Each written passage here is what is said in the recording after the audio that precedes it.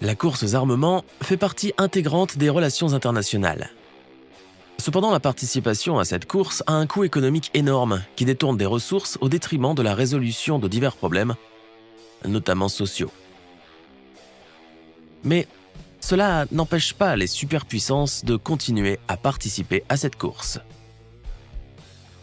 Bienvenue à tous sur notre chaîne. Aujourd'hui, nous allons nous intéresser à ce qui est nouveau et effrayant dans le monde de l'armement et des équipements militaires. Guerriers de combat autonomes. Différents pays travaillent de plus en plus sur des drones qui pourraient remplacer les chars, les véhicules blindés de transport de troupes et les véhicules de combat d'infanterie. L'un de ces véhicules est le guerrier de combat autonome.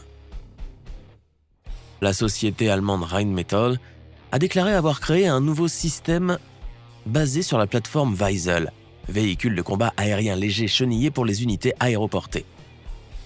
On suppose que les modèles robotiques seront capables de livrer des fournitures, d'effectuer des reconnaissances et même de tirer eux-mêmes. Dans le même temps, les véhicules habités fonctionneront à une distance plus sûre.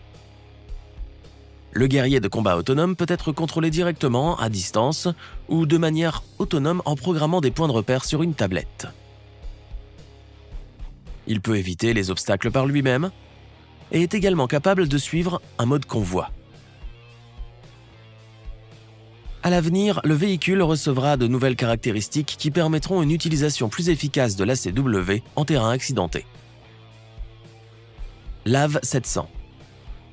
Lors du salon de la défense IDEX 2017 d'Abu Dhabi, l'entreprise américaine General Dynamics Corporation a dévoilé un exemple de son nouveau véhicule blindé de commandement et de contrôle, LAV 700 8/8. Le véhicule a un poids brut de combat de 31 tonnes avec une charge utile de 11 tonnes.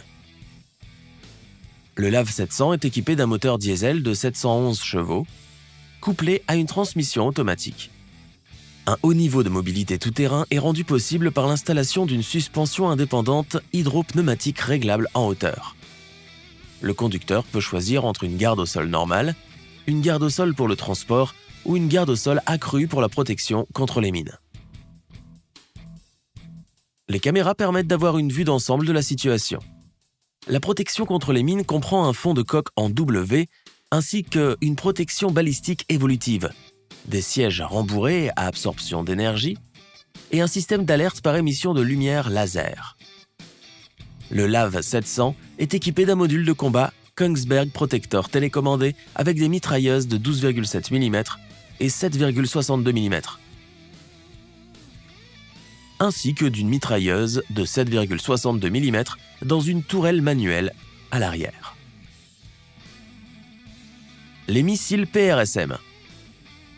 Le Precision Strike Missile, PRSM, est un missile tactique à guidage de précision de nouvelle génération développé par l'armée américaine. Le PRSM a été développé par Lockheed Martin pour remplacer le missile ATA-CMS. L'ATA-CMS est 3 fois plus rapide que le Sonic et atteint sa cible à une distance de 300 km. Le missile PRSM est 5 fois plus rapide que la vitesse Sonic. Et lors des tests, il a pu voler sur 500 km. La production à grande échelle du système de missiles tactiques PRSM devrait débuter en 2023, année au cours de laquelle le système sera mis en service par l'armée américaine. Le Pentagone prévoit d'augmenter la portée du système à 1800 km à l'avenir. Paladin. Le Paladin M109A7 est une version améliorée de l'unité d'artillerie automotrice, canon automoteur Paladin M109A6, sur un châssis chenillé avec une tourelle rotative. La coque et la tourelle sont constituées d'un blindage en aluminium laminé qui assure une protection contre les tirs d'armes légères et les fragments d'obus d'artillerie de campagne. Le canon automoteur est conçu pour détruire les chars fortement blindés, même au niveau du toit de la coque et de la tourelle, sans parler de la zone frontale. Le M109A7 est équipé d'un système de contrôle de tir numérique et d'un système de chargement semi-automatique avancé. De plus, le système de commande hydraulique du canon a été remplacé par une commande électrique, ce qui permet d'augmenter le nombre de munitions. Le canon est un 155 mm M284 sur une mitrailleuse M182A1.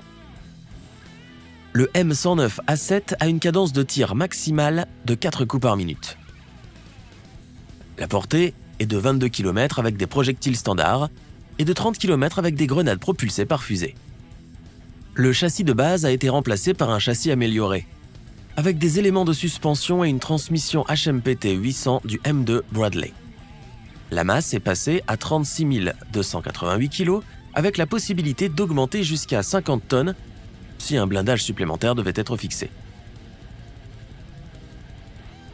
Le moteur diesel de 440 chevaux a été remplacé par un moteur de 675 chevaux. Le canon automoteur dispose d'un système informatique pour le suivi des équipements de l'unité. Easy Rider est un véhicule électrique israélien monoplace. Il s'agit d'un scooter tout-terrain qui combine les caractéristiques d'un quad et d'un Segway. Il a été conçu pour les besoins des soldats des forces spéciales, mais est devenu largement utilisé par les policiers, les secouristes et bien sûr, les civils. Ce petit bijou à première vue timide se déplace facilement sur des terrains difficiles comportant différents obstacles. Pesant 113 kg, le mini-véhicule tout-terrain est capable de transporter 2 soldats et une charge de 210 kg. L'Easy Rider est équipé de 2 moteurs électriques de 1200 watts et d'une batterie de 60 volts qui permet de parcourir 40 km à 70 km/h sur une seule charge. Il est pratiquement silencieux pendant la conduite, émet moins de chaleur, ce qui réduit la visibilité par infrarouge. Sa petite taille, longueur de 170 cm et largeur de 74 cm, est sans doute son principal avantage. Sa capacité à franchir facilement les obstacles en fait un véhicule polyvalent sur des terrains impraticables par d'autres modes de transport. L'Easy Rider se commande au moyen d'un volant ou d'un joystick. B-21 Raider. Le bombardier stratégique américain de nouvelle génération. Le B-21 Raider a été développé pour l'US Air Force par la société militaro-industrielle américaine Northrop Grumman. L'avion, qui repose sur une technologie avancée, aura un très long rayon d'action, une importante charge de bombes, une faible signature et pourra transporter à la fois des munitions conventionnelles et des armes thermonucléaires. Le premier vol du B-21 Raider est prévu en 2022 et son acceptation en 2026-2027.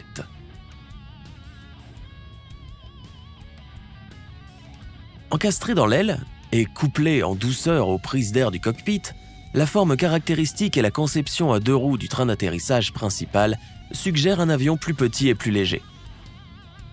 Le fait de placer les moteurs à l'intérieur du planeur et les tuyaux d'échappement dans sa partie supérieure réduira considérablement le rayonnement thermique et la visibilité dans le domaine infrarouge. En outre, un schéma aérodynamique aile volante est prévu pour le Raider. Cela réduit considérablement la zone de diffusion effective et par conséquent la visibilité radar. PPK-20.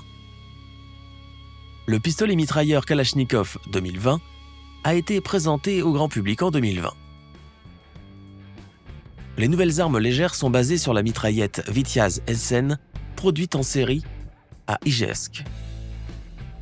Cette arme est conçue pour vaincre le personnel ennemi ainsi que les équipements non armés, principalement les camions et les voitures.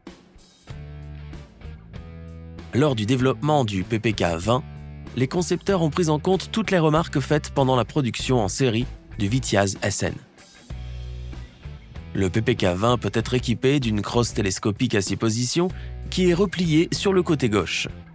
Le sélecteur de mode de tir est désormais doté d'une étagère supplémentaire, ce qui aura un effet positif sur la stabilité du mode de tir. Les ergots peuvent être montés sur le bas et les côtés de l'avant-train pour permettre la fixation facile d'une variété de munitions. Le PPK-20 a une ergonomie améliorée. Il est également doté d'un dispositif de mise à feu silencieux. La longueur totale du PPK-20 varie de 640 mm à 700 mm selon la position de la crosse. La longueur du canon du PPK-20 est de 233 mm. La capacité de munition est de 9 x 19 mm Parabellum. Le poids de l'arme est de 3,65 kg.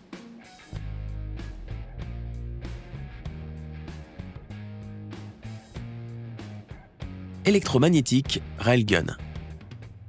Le railgun est une forme d'arme basée sur la conversion de l'énergie électrique en énergie cinétique d'un projectile. La fabrication d'un railgun pose un certain nombre de problèmes sérieux. L'impulsion de courant devrait être si puissante et si nette que le projectile n'aurait pas le temps de s'évaporer et de s'envoler. Mais il y aurait une force d'accélération qui le ferait avancer. Par conséquent, le matériau du projectile et du rail doit être aussi conducteur que possible. Le projectile, aussi léger que possible, et la source de courant aussi puissante et inductive que possible. Le premier canon ferroviaire à grande échelle a été conçu et construit dans les années 1970 par John Barber et Richard Marshall. En février 2008, la marine américaine a fait la démonstration d'un railgun de 10 mégajoules, dont le projectile atteint une vitesse initiale de 2520 mètres secondes, 9000 km/h. La marine américaine envisage d'installer des canons à rail sur ses navires de guerre. L'arme devrait être capable d'atteindre une cible à une distance de 400 km avec une précision de 5 mètres et une vitesse de vol initiale de 5800 mètres secondes. Comme beaucoup de gens, je suis préoccupé par cette question. Nous voulons tous vivre dans un monde sûr, sans guerre, sans tragédie, sans milliards de dollars dépensés en armement. Alors pourquoi les pays continuent-ils à renforcer leur puissance militaire en dépit de divers types d'accords ? Écrivez dans les commentaires ce que vous en pensez. N'oubliez pas de liker et de vous abonner à notre chaîne. C'est tout pour aujourd'hui. À bientôt.